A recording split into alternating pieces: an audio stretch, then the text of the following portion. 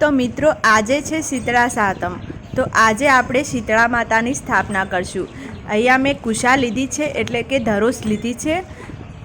એના ઉપર આપણે લીલોતરું પાથરીશું અને માતાજીની અહીંયા સ્થાપના કરીશું।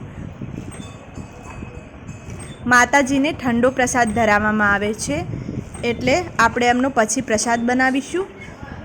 આપણે માતાજીને ચાલ્લો કરીશું અને અહીંયા 7 ચાલ્લા કરે છે બધા, તો અહીંયા હું પણ 7 ચાલ્લા કરીશ।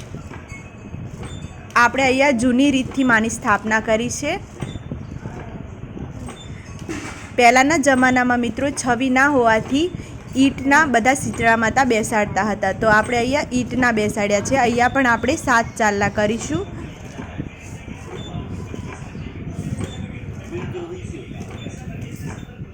પછી આપણે બાજરી લીધી છે, થોડી અહીંયા બાજરી નાખીશું। અહીંયા આપણે બાજરી થોડી નાખીને ઉપર દીવો પ્રગટાવીશું।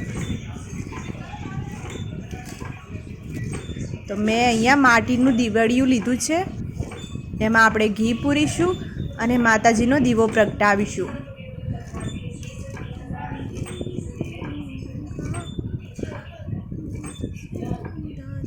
તો માતાજીનો દીવો થઈ ગયો છે।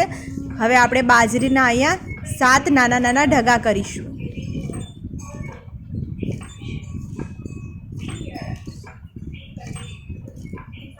હવે આપણે માતાજીનો પ્રસાદ બનાવીશું।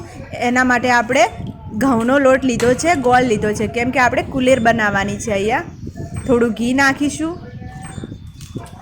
અને આની આપણે કુલેર વાળી લઈશું।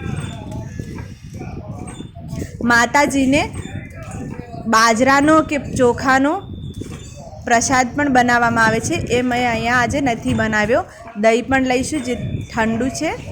માતાજીને ઠંડો પ્રસાદ ધરાવવામાં આવે છે, તો આપણે કુલેર અને દહીંનો પ્રસાદ ધરાવીશું અને માતાજીને પ્રાર્થના કરીશું કે આપણા ઘરમાં બધાને રોગથી મુક્ત રાખે।